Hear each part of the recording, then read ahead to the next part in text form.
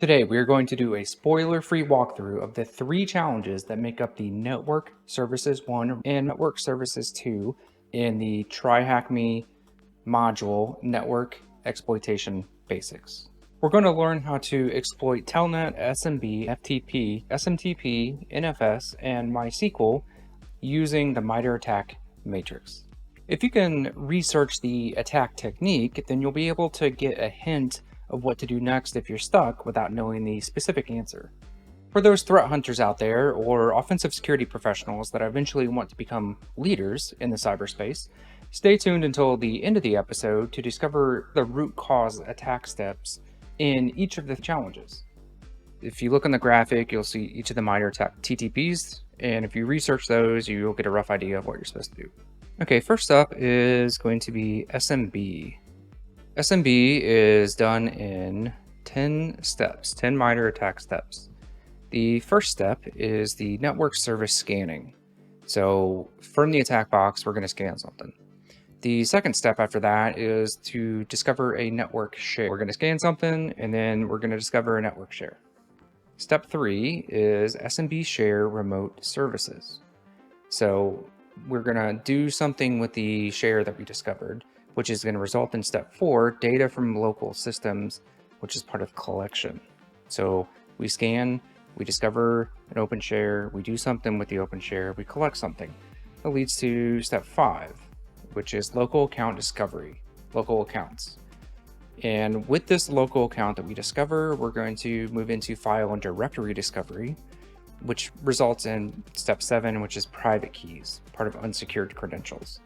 So we scan, find a share, do something with the share, collect something from the box, we discover a local account, we use that account to do another file and directory discovery, and we discover some private keys, which leads to the final phase, local accounts. Step 8, we discover an account, we use that account to SSH, and from our SSH shell, we collect data from the local system, right? So we're just doing data collection there.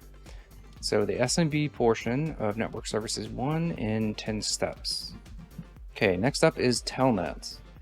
And Telnet is, we do that in 9 MITRE ATT&CK steps.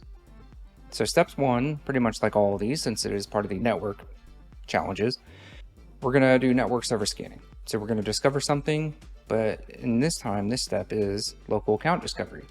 So we scan and we discover something, which results in step 3, Unix shell, which is part of the command and scripting interpreter technique. So that's a pretty quick jump from just scanning a box to now we have a Unix shell. So step 4 is we're going to do remote system discovery. So step 3, Unix shell command and scripting interpreter. Step 4, remote system discovery. You can kind of infer as to what to do there. Step 5, we're going to stage some capabilities. We're going to upload malware. Step 6, we're going to Unix shell again, command and scripting interpreter. Step 7, there's going to be a command and control channel established back to our attack box. So we scan, we immediately find a local account. We can use that account to do Unix shell, command and scripting interpreter. We discover maybe some network comms. We stage some capabilities as the attacker. We go back to the Unix shell, and next thing you know, there's an encrypted command and control channel talking back to our box. Now from that encrypted channel, step 8, we are going to exfil over C2, which is step 9. So that was Telnet in 9 steps. Now the last part of Network Services 1 is FTP. So again, network service scanning, we're going to scan it up, and we're going to discover a local account, which is great. And from that, with that account, we go to step 3, which is file and directory discovery, and then we collect some data from the systems. So we scan it, we discover an account, we discover some files on the target, and we collect something. Moving into phase 2, we're going to be able to gather some victim identity info, the employee names, right? And with these employee names, we're going to be able to do some stuff like step 6, password spraying. Now, after step 6 is step 7, local accounts, valid accounts. So between step 6 and 7, I think you'll be able to, without having a spoiler, you can figure out what's going on. You know what you have to do, but you don't know exactly how to do it. And when I was going through and learning stuff, I always found that really helpful. Those were the best hints, the ones that told me what I needed to do, but not how to do it. Now, after we get a valid account, guess what? We can use remote services to do lateral movement. Boom, step 9, data from local systems. Those were the 3 challenges that were part of Network Services 1. Now, at the beginning of the video, I talked about the root cause TTPs, right? Now, if we go back and look at the graphics in the video, in each of the steps, there was always one TTP that was highlighted in red. Let's go back and take a look at that. Okay, so for SMB, the TTP that was highlighted in red was step 3, SMB shares remote services. Now, if the threat hunters or the people that want to figure out the root causes of these attacks, by focusing on these root cause TTPs and how to defend against them, it could be really cool. Like, you figure out how to stop the attack at the earliest possible time where you can stop the attack. So for SMB, that would be the SMB shares part. Stopping step 3 would significantly reduce the attack surface of the SMB challenge. For Telnet, that is also step 3, which is the Unix shell. So Unix shell command and scripting interpreter. There is something with this step that if it was configured a little bit differently, that is the way that this attack would be stopped. A lot of the other things that were in here, pretty much from step 3 forward, they all require that initial access of step 3, the Unix shell. And for FTP, let's see, what do we got here? The root cause attack, TTP, is step 7, local accounts, valid accounts. Now there's something, if you look at the previous step, it's not so much that the password spraying or the brute force is the root cause, it's why it worked is the root cause. So being able to address those low complexity accounts or those accounts that have maybe issues with passwords or easily guessable, that's truly the root cause for this attack. Everything else was, if you go up to step 3, you might say, what about being able to discover the files and directories? You may need those for customers, right? So that's not really the root cause. The root cause is having terrible credentials. Network Services 2. Okay, first up is SMTP. SMTP is done in 6 steps. It's actually pretty quick. First, like all of the step 1s in Network Services 1 and 2, we're going to do network service scanning. We're going to scan the victim host. We're going to discover something. Now, step 2 is we're going to gather victim identity info, which is part of reconnaissance, and we're going to discover step 3, default accounts, valid accounts. So we're going to scan something. Phase 1, we're going to scan something. We're going to get some identification info, and we're going to discover some default accounts. Step 4 is we are going to do password spraying, which is part of brute force, which eventually ends up in an SSH remote shell, or an SSH shell. And step 6, we just collect the flag from the box. It's actually really quick. It was so quick that I had to put a big graphic because there was no phase 3. It was only phase 2. Okay, next up is NFS. Step 1, scan it. We're going to scan it up. We're going to, step 2, discover some victim host information. Step 3, we're going to discover a network share. And step 4, from that shared drive, we're going to collect some data. So scan, discover some information, discover a network share, and we're going to collect some stuff from it. Okay, phase 2, we are going to find some private keys. So does that come from step 4 or is that step 5? You'll just have to find out. So we're going to do private keys, which we're going to turn into step 6, which is SSH. So we're going to check the private keys in SSH. We have a local account now, right? Because we're SSHing with a valid account. But here's where the fun part comes. We're going to take that valid local account and we're going to taint some shared content. Now, this one was actually difficult to map to MITRE ATT&CK, but I do think that this one is a T1080 taint shared content. If you really look into it and read about the technique, it's going to give you, I feel, where you need to go to complete this box.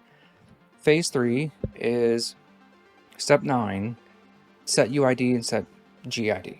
So we're going to abuse some elevation. We're going to abuse some ways that the elevation control is set up.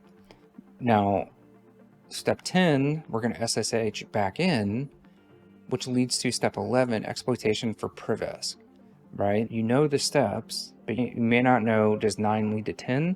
Does 10 lead to 11? Or does 9 set up 10? You'll have to find out on your own.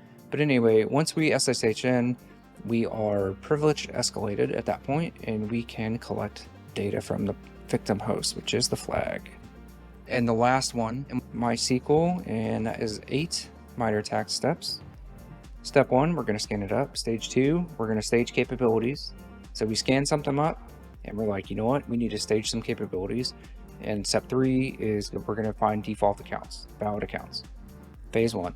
Phase 2, automated collection. So we're going to collect some stuff. Now, automated pretty much signifies a tool, right? You're not manually collecting things. That would be manually.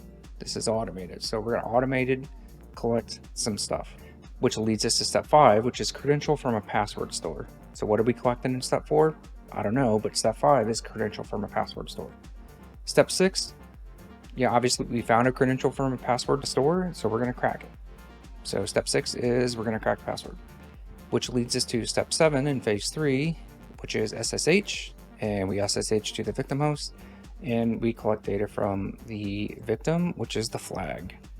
So that was MySQL in 8 steps, and you scan, set something up on your box, stage capabilities, you're going to find some accounts, you're going to do some automated collection, you're going to find some passwords somewhere, you're going to crack those passwords, and you're going to use that to SSH into the box, and then collect the flag.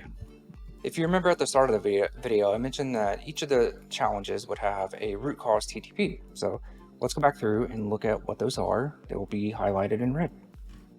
Okay, root cause TTP for SMTP challenge is step 4, password spraying brute force. Now, the reason I chose password spraying brute force is really because it was a little bit difficult to map things like poor credential hygiene to MITRE ATT&CK. You can get some things, but not all of them. So just the fact that being able to password spray and brute force an account means that somebody should be doing some better credential hygiene. So if you're not able to password spray, you wouldn't be able to steal the flag, right? You can still have some default accounts in step 3. You can't really stop reconnaissance, but what you can stop is people from just guessing the password. Going down to NFS, we are going to see that step 8, taint shared content, which is part of lateral movement, is the root cause here. So that's really far down. Now, the reason I put it so far down was because thinking from a business standpoint, which is one of the reasons why we're going through the MITRE ATT&CK, like we're mapping it to MITRE ATT&CK, this NFS server may exist for customers. And if you shut down all the, like from step 3 up, you may limit the business capabilities of this device. Now, however, there was a significant misconfiguration in step 8. And by stopping that, you prevent all of the other things that happen later on. And again, that is from the mindset of a cybersecurity professional thinking about the business. And going down to MySQL, the root cause TTP for that is step 3, default accounts, valid accounts. The people just left the default accounts up, and they left the default accounts privileged, and that just caused the attack. So just that one was actually really early on. It doesn't need to be there, and it enabled all the other things that were further down. So thank you for watching. Don't forget to like and subscribe to get notified when other spoiler-free walkthroughs come out, either for TryHackMe or Hack the Box or any other thing that I can get my hands on to teach spoiler-free steps and also how to map it to business impact, because that's important too. Cybersecurity doesn't make money, so you have to be able to show how what you're doing saves money.